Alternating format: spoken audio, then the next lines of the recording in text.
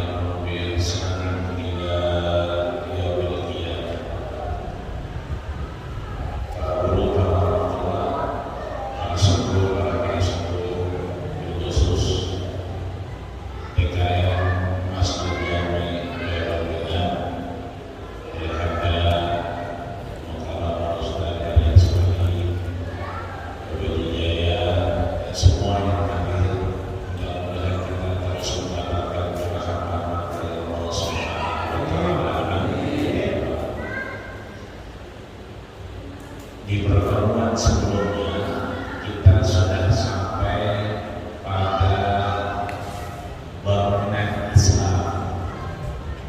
Hadisnya hadis Abdullah bin Umar. Malam hari ini kita sampai kepada gurunya. Jadi kalau orang kita muridnya, siapa itu? Hadis Abdullah bin Umar. Kalau sekarang sampai ke gurunya, siapa gurunya? Abdurrahman bin Abdullah bin Mas'ud, atau kita sebut dengan Ibnu Mas'ud. Jadi ada 4 murid beliau. Yang pertama ada Abdullah bin Abbas, ini yang muda-muda. Jadi 2 muda, 2 setengah tua. Artinya 2 yang junior, yang 2 senior. Yang junior Abdullah bin Abbas muda. Yang kedua Abdullah bin Umar muda juga. Kalau yang tua dikit Abdullah bin Umar bin Khattab. Kemudian yang kedua Abdullah bin Amr bin As. Keempat-empatnya disebut dengan Al-Abdullah al-Arba'ah, Abdullah yang 4. Nah, malam hari ini kesempatan yang mulia ini kita bahas gurunya. Siapa dia? Abdullah bin Mas'ud. Sering kita dengar cerita tentang Ibnu Mas'ud. Orangnya agak gede, gering, kurus, tapi suaranya bikin Rasul nangis kalau kemudian dia membaca Quran. Sering kali Rasul sampaikan hasbuka, cukup. Maka Abdullah bin Mas'ud ini wafat tahun ke-33 di masa Utsman bin Affan. Kita tahu bahwa Quran yang kita baca sekarang itu namanya Rasul Utsmani.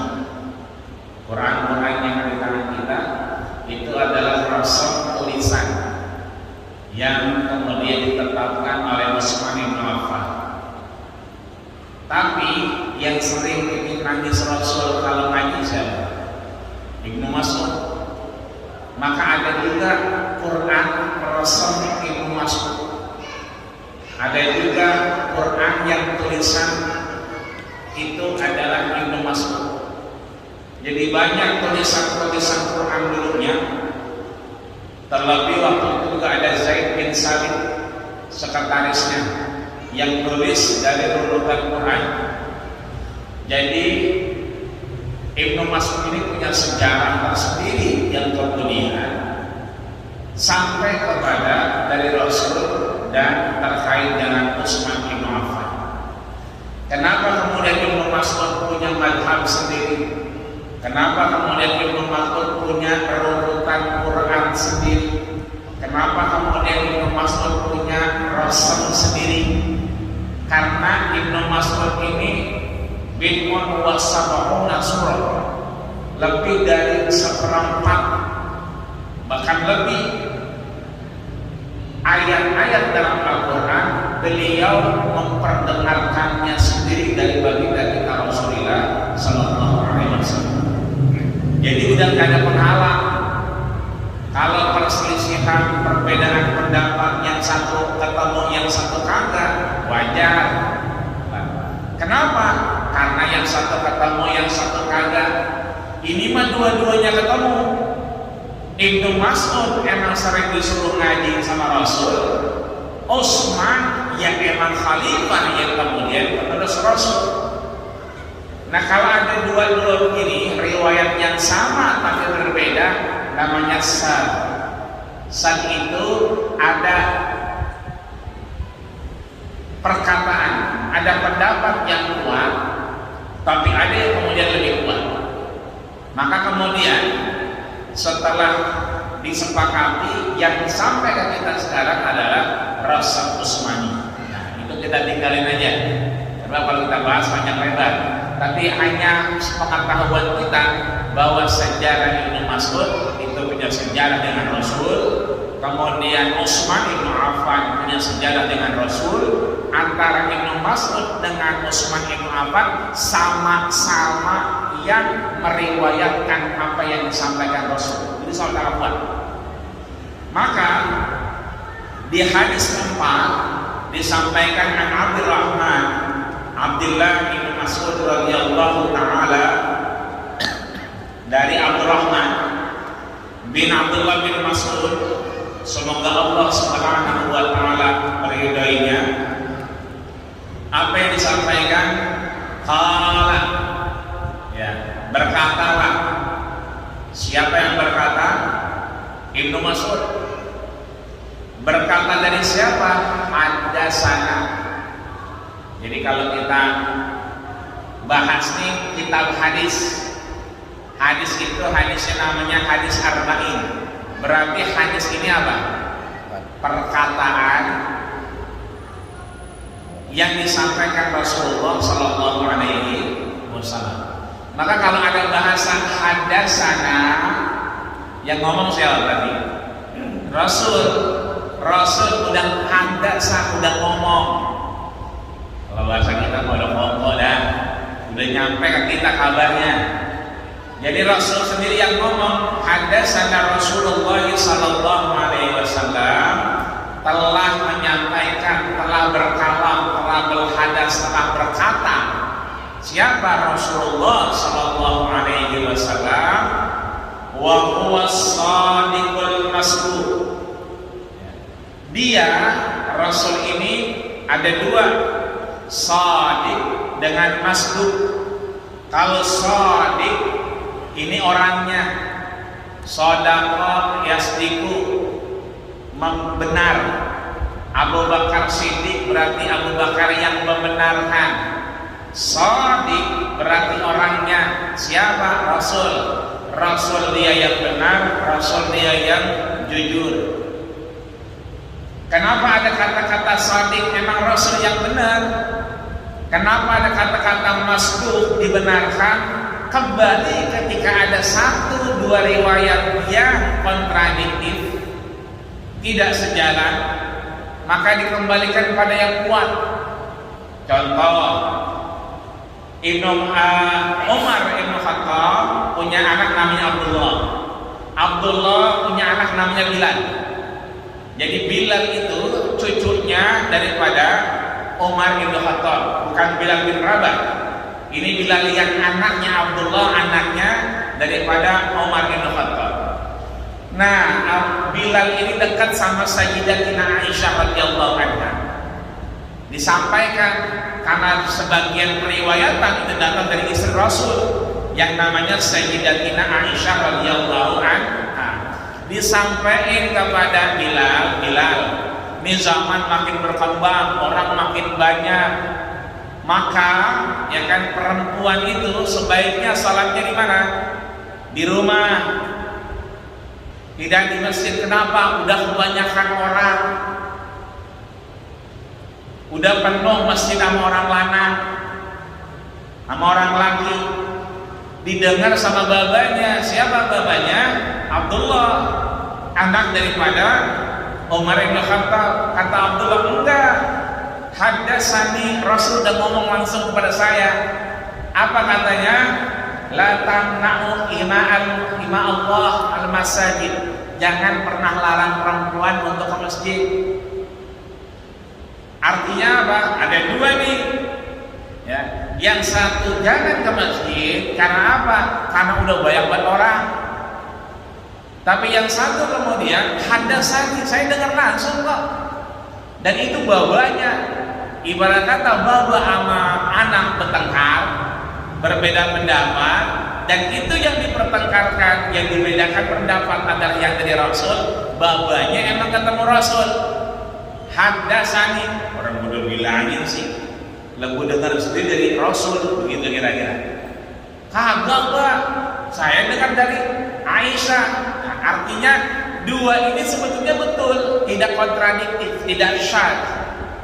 Aisyah ngomong begitu karena memang sudah terlalu banyak orang memeluk Islam ketika Muhajirin dan Ansar itu bersatu, sehingga tidak diketemukan celah untuk orang perempuan ke masjid. Maka hadis yang diriwayatkan oleh Imam Abu Dawud, boleh sholat di rumah, apalagi kemudian dia perempuan. Tapi bukan berarti orang perempuan harus di rumah aja, enggak. Karena ada perkataan Rasul yang lain, boleh ke masjid. Yang bilang siapa? Abdullah, anaknya Umar bin Khattab. Berarti tidak ke masjidnya perempuan bukan karena kagak boleh. Kenapa? Jagain rumah, jagain bocah, tanggung jawab di rumah. Kalau dua-duanya ke masjid, ya kalau ada orang kontrakan bawa duit repot juga, kan begitu kira-kira. Nah, ada yang nanggapin, kan begitu. Sering kemana aja. Dibagi tugas. Begitu. Ini artinya nggak perlu kontradiktif, nggak perlu dipermasalahin, dua-duanya boleh. Makanya banyak kalau malam-malam jam 2:30, apalagi bulan puasa, orang perempuan pada tahajud di masjid. Kenapa? Kata Nabi, la tamna'u ima Allah. Jangan pernah larang yang namanya hamba Allah bagi perempuan pengen ke masjid, boleh. Karena sekarang udah aman, nggak kayak dulu. Kalau dulu kenapa orang nggak aman? Sekarang mah udah aman benar. Maka disampaikan yang benar itu as-shadiq Nabi, masduq yang dibenarkan juga Rasul. Apa yang disampaikan? Qala, disampaikan oleh Rasul, inna ahadukum yajma'u khalqahu fi batni ummihi arba'ina yawman nutfah. Apa maksudnya? Inna ahadakum, setiap kita nih. Inna itu kan guna taukid, sesungguhnya. Ahadakum, kita nih benar-benar apa? Yajma'u khalqahu, ada dasarnya itu fi batni ummihi, di perut emak kita. Arba'ina yawman nutfah, 40 hari itu namanya nutfah. Tsumma yakunu 'alaqah, setelah 40 hari jadi 'alaqah. Jadi pertama itu 40 hari nutfah. Nutfah itu cairan. Cairan apa? Darah. Jadi darah jadi apa? 'alaqah. 'Alaqah itu dia nangkring, nempel. Dulu waktu kita main di sawah, ya, nanam lubang segala macam nyari ikan sepat. Itu kalau nyari ikan sepat biasanya ada yang nempel di kaki, lintah. Biasanya begitu. Kalau udah nyari ikan sepat, kan digoreng rapat tuh gurih, ya kan? Nggak sadar di kaki pada nempel itu lintah. Kalau kita perhatiin lintah itu merah, kita cabut darah. Jadi lintah itu laksana kita nempel. Awalnya cuma air darah ngalir kemana-mana, setelah 40 hari jadi keras, jadi kental. Nempel di mana? Itu di rahim emak kita, kayak lintah nempel. Kira-kira begitu. Soma yakunu mudghah, udah nempel, kemudian jadi segumpal daging keras. Soma yursalu ilaihil malak. Jadi kan pasnya 3 tuh. Arba'ina yauman nutfah, arba'ina yaumin alaqah, arba'ina yauman mudghah. 40 berarti 120. Maka masuk ke dalam rahim itu kira-kira 4 bulan. Maka ada orang 7 bulan itu bukan 7 bulan tapi 4 bulan. Boleh apa kagak? Boleh. 7 bulannya boleh apa enggak? Boleh. Lah tiap hari juga boleh. Iya. Mau jangan belum 7 bulan enggak boleh. Boleh. Agama itu kalau kagak ada dalil yang melarang berarti boleh. Belum ada Quran, belum ada hadis yang melarang 7 bulan di 4 bulan. Dan juga tidak melarang orang kemudian 7 bulan di 7 bulan. Dan tidak melarang 7 bulan tiap hari. Kalau mau tiap hari boleh. Cuman menirang mulut kita kalian. Ngerejak mulu. Ngerejak mulu. Moncor. Bang ada 2.000 bendera. Jadi agama mah gampang, selama nggak ada yang ngelarang jalan terus. Nggak ada istilah nggak boleh, pasti boleh. Kenapa? Nggak ada yang ngelarang. Maka mi'a wa ishrina yauman kata Imam Syafi'i itu disampaikan di sini oleh Ibnu Mas'ud, fayanfuhu fihi ruh, ditiupkan ruh. Maka boleh jadi ulama berpendapat 40 hari fase pertama tadi udah ada ruhnya, boleh jadi. Cuman memang gairu kamilah, belum sempurna. Ibarat kadang kita lagi ngantuk, kita ngantuk banget, kan dikata mati kagak, hidup kagak, ya kan? Diajak ngomong kagak nyambung, tapi cuma agak kuat melek, ya kan? Begitu kira-kira nggak sempurna akal kita. Maka kata ulama, boleh jadi di 40 hari itu yursalu alaihil malak, sudah ada penipuan ruh. Tapi kan hadis ini ada wawul ataf. Dan 40 hari dia jadi nutfah, dan 40 hari jadi alaqah, dan 40 hari jadi mudghah. Jadi ada silsilah, ada sambungan di situ. Maka bahasa yang disampaikan oleh Rasul, fayanfuhu fihi ruh, setelah sempurna 120 hari ditiupkan yang namanya ruh. Makanya biasanya kadang-kadang suka kayak nendang, kayak Ronaldo yang nomor bajunya nomor 7, yang dulu main di Real Madrid, pindah ke Juventus. Ya nendang aja nih kayak siapa? Kayak Ronaldo, ya kan? Kadang-kadang kayak nyundul tuh, kepalanya tuh nyundul 4 bulan, kayak siapa? Kayak Puyol, ya kan? Main Portugal misalnya, apa Barcelona dan seterusnya. Ini artinya bahwa hidup dia. Maka ketika hidup di situ sudah ada kontrak. Ibarat kita nyewa tempat, begitu kita masuk udah jalan pembayarannya, udah dihitung. Naik taksi begitu masuk buka pintu, lah duduk 5.000. Buka pintu doangan, apalagi duduk, apalagi apa ngarep apa ngiler. Mayan juga itu, muter aja muter. Supirnya agak nanya lagi mau kemana, bawa aja. Orang tidur, ya kan, tambah banyak itu argonya.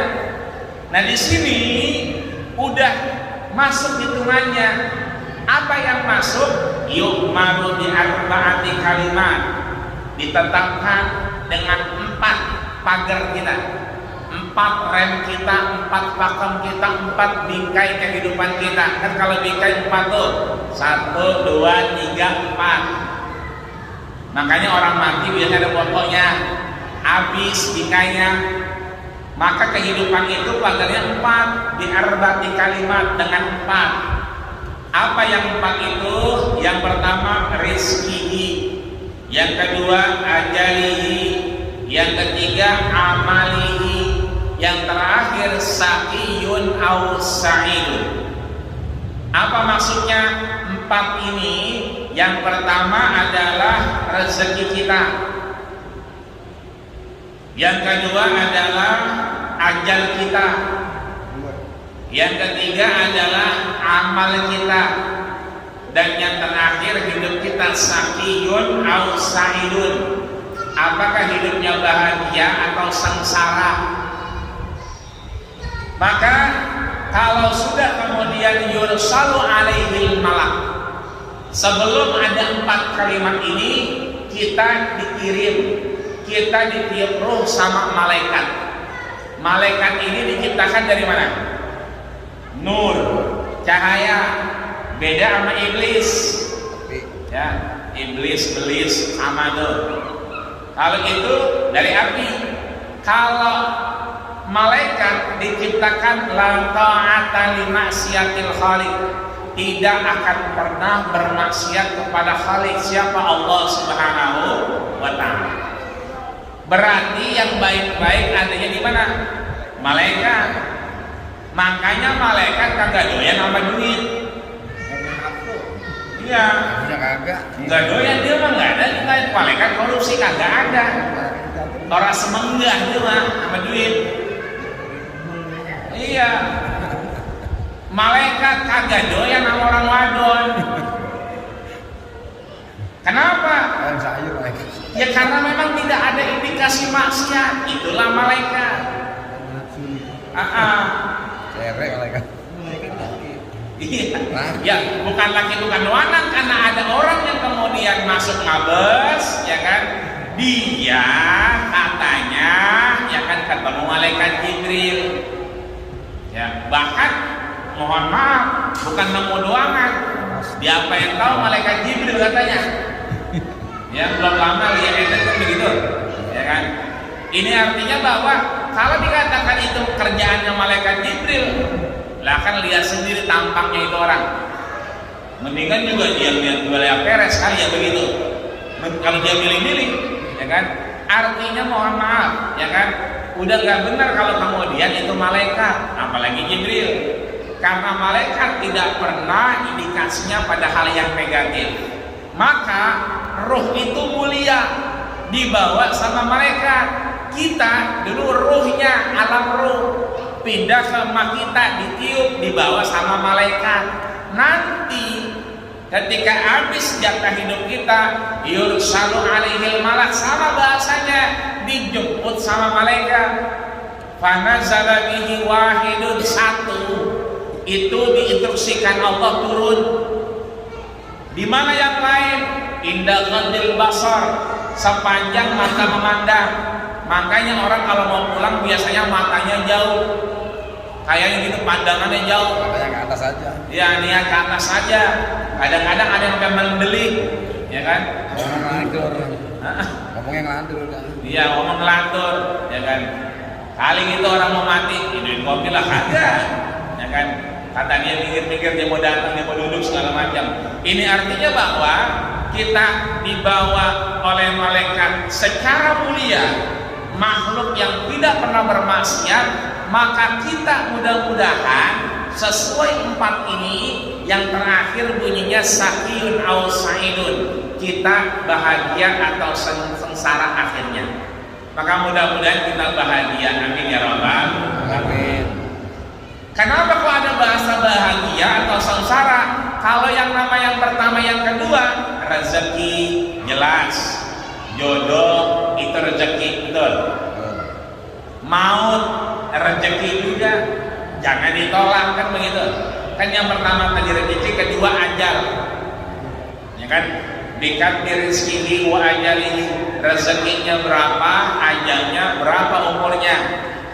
Makanya orang tua suka ngomong, ya kan, datang orang lanang, anak kita wadon, ya kan, dia mau datang bawa emaknya, kita diam baik, gimana sih neng, kan begitu, ya kan, bocah diam aja, kita bilang biasanya kan begitu orang tua, jodoh, rezeki, maut, datang jangan ditolak, begitu, ya, omongan gacuannya begitu biasanya, kalau jodoh, rezeki, maut jangan ditolak, emang itu adalah bagian dari Allah.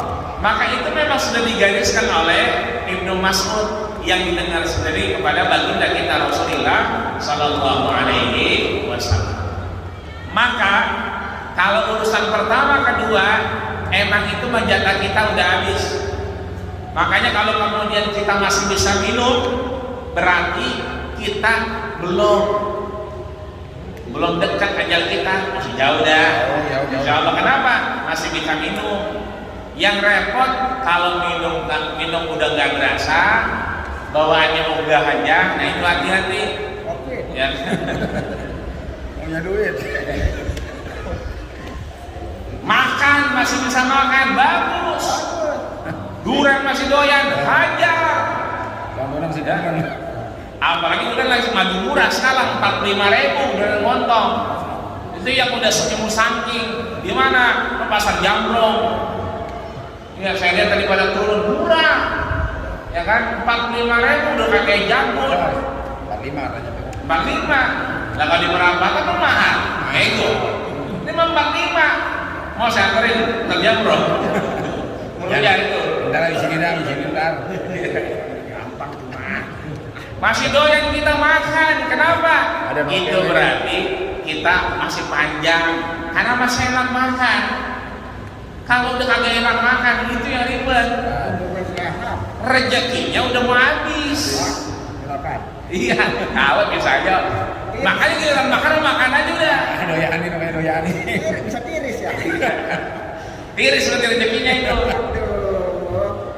Makanya kata Rasul, selama kita masih bisa makan, bisa minum, itu artinya kita masih panjang umur. Ya udah, Amin ya Rabbal Alamin. Kita masih bisa manfaat, ya, masih bisa, ya manfaat apa baik dah, ya kan. Biar kata kita nggak bisa aja tapi ingetin aja udah dekat ini, itu berarti manfaat.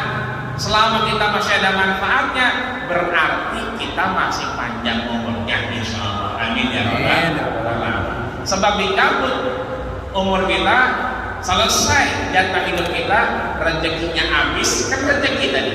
Rezekinya berapa? Habis nih, tiris, habis. Berarti siap-siap.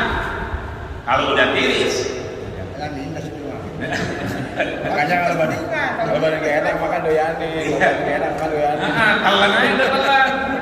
Makan telan aja. Iya, jangan ada makan.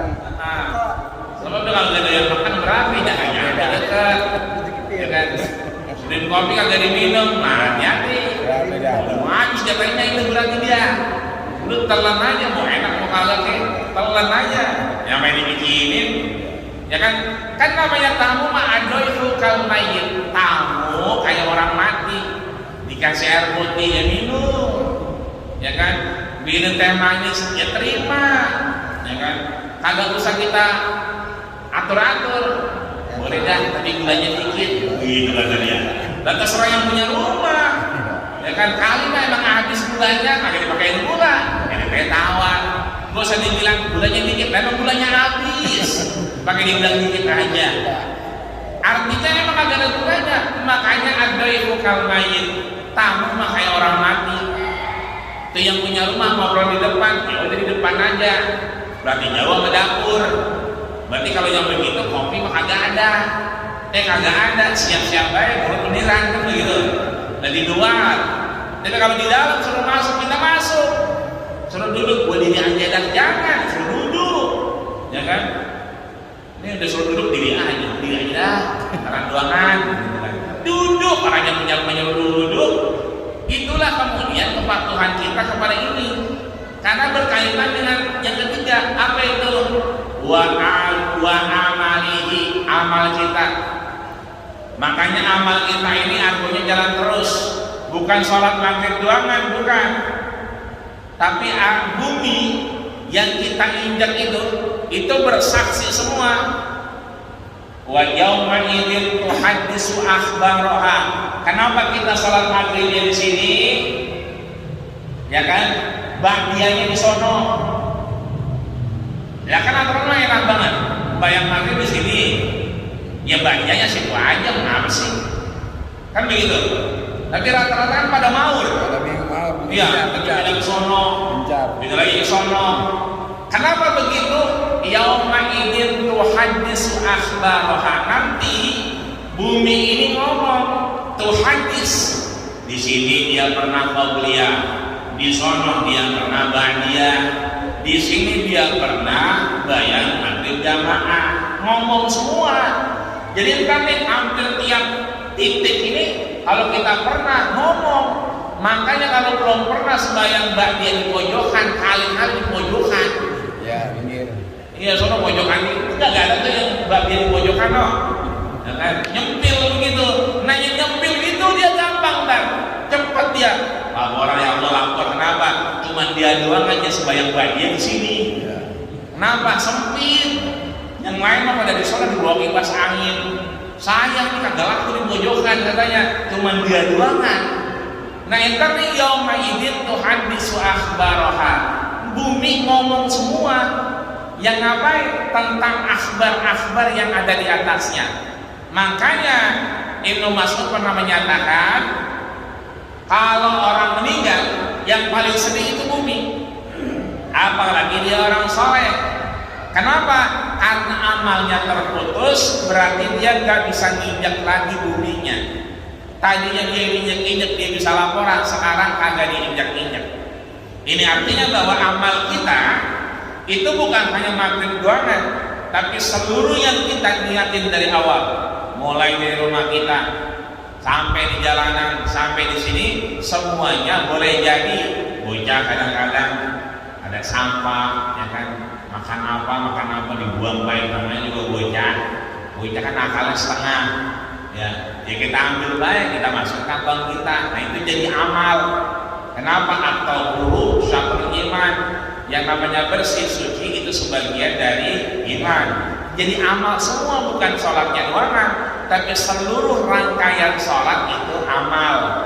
Makanya kata Rasul, ij'alu ma fis shalah kharijahu.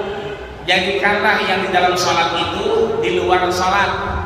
Artinya apa? Amal kita nyamber terus, jalan terus, sehingga terus kita mendapatkan manfaat dari amal kita di hadapan Allah Subhanahu wa Ta'ala. Nah, yang repot itu yang terakhir. Apa yang terakhir? Wasaqiyun aw sa'ilun. Hidupnya saki itu sengsara. Kalau sa'id itu bahagia. Makanya guru kita sering tuh kalau doa, Allahumma ja'alna minas su'ada'il maqbulin. Itu biasanya Kiai Haji Jendrik almarhum. Itu kalau di ceramah doanya perhatiin, Allahumma ja'alna minas su'ada'il maqbulin wa la taj'alna minal asqiya'il mardudin. Ya Allah, jadikanlah kami ini su'ada, sa'id, orang-orang yang bahagia. Wala taj'alna, jangan jadiin kami asqiya, syaqi. Apa itu? Sengsara, menderita. Lah kok bisa doa enggak sengsara, enggak menderita? Lihat terusannya, 2 baris lagi. Apa itu? Fa wallahilladzi, Rasul bersumpah. Jadi Rasul itu sumpahnya biasanya billahi, demi Allah, tallahi, wallahi. Yang ini fa wallahi, dan atas nama Allah Subhanahu wa Ta'ala. Apa kata Rasul? Inna ahadukum la ya'malu bi amali ahlil jannah. Sesungguhnya kita kelihatannya sedang melakukan pekerjaan ahli surga. Kelihatan pekerjaan ahli surga. Hatta ma yakunu bainahu wa bainaha zira, sampai tidak ada batas antara dia dengan surga illa ziro. Ziro itu apa? Sasta. Ziro nih apa nih? Jari kita sama sikut kita. Ini namanya sasta. Kalau kita ukur celana begitu. Begitu. Kalau di leher begitu. Apa celana kita ganti ke gimana? Nah itu sama sama pinggang kita. Itu namanya sahasta. Ziro.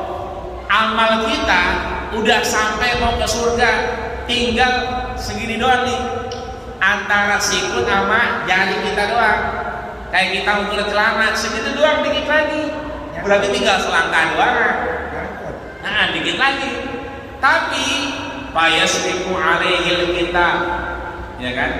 Fayamalu bi ahli nar, tapi fayasbiqu alaihil kitab, ada ketentuan Allah yang Allah berikan, dia bi'amali ahli nar, mengerjakan pekerjaan ahli neraka. Fayadkhuluha, akhirnya masuknya kemana? Neraka. Padahal amal surga tinggal sahasta doang, tapi ngapa kemudian masuk ke neraka? Nah, karena akhirnya udah penuh, ngantri, ya sih jadi. Satu ketika kata Rasul, ya kan, disampaikan nanti ada nih orang yang model begitu. Nah, di sahabat nanya yang mana, itu dia ditunjukin. Akhirnya ada sahabat yang kemudian ngapain? Dia jadi mata-mata melihat ini. Ternyata enggak. Laporan ya Rasul, yang kau bilang dia ahli nar, dia penghuni neraka, dari mana? Orang dia berjuangnya luar biasa, bertempurnya juga luar biasa, ibadahnya luar biasa. Itu mah amal ahli jannah semua. Apa kata Rasul? Fa'alaihi saqiyun, dia sengsara nantinya. Kenapa sengsara? Karena di akhir hayatnya ternyata orang ini kenapa? Kena tombak, sakit. Daripada dia nggak tahan sakitnya, akhirnya apa? Bunuh diri. Jadi sebetulnya dia pejuang, sebetulnya dia sahabat yang luar biasa berjuang, amalnya udah depannya surga, tapi dia jadi sengsara. Kenapa? Nggak nahan sakit. Banyak begitu. Iya, akhirnya bunuh diri. Lah kayak kita sakit gigi aja luar biasa. Kan udah kayak pantau itu kita, ya kan, rasanya sakitnya minta ampun. Itu baru sakit gigi, apalagi kalau sakaratul maut. Ya kita masing-masing pernah dapetin dah, ya kan? Yang kita dapetin, yang ngomong udah agak bisa, ya kan? Romannya kayak begitu, ya kan? Yang kita dapetin, ya kan, berat banget di sini, ya kan? Kemudian kayak mau diomongin agak nyampe. Ini artinya bahwa kayak sakit benar. Sebab ada bahasa yang kita tanya sakit, dia manggut. Berarti kan emang sakit benar.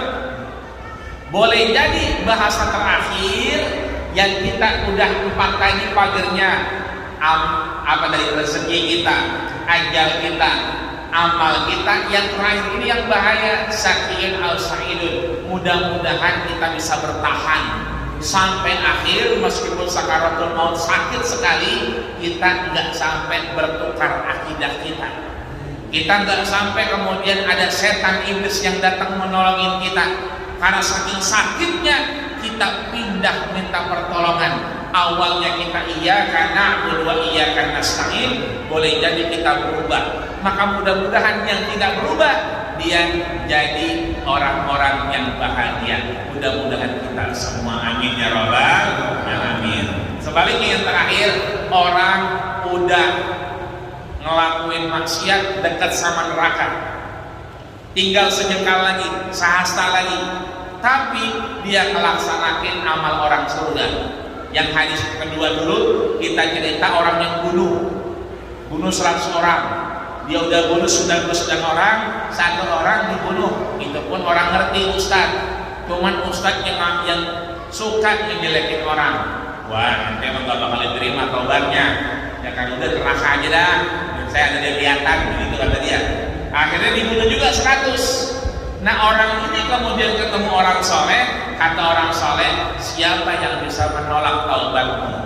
Itu artinya dia udah bunuh 100 orang, bahkan dia udah bermaksiat dengan dunia kita, tapi di akhir diterima taubatnya. Ini artinya pekerjaannya udah kayak ahli neraka, tapi di depannya akhirnya dia bertobat dan diterima oleh Allah sehingga masuk ke dalam surga. Mudah-mudahan kita juga begitu.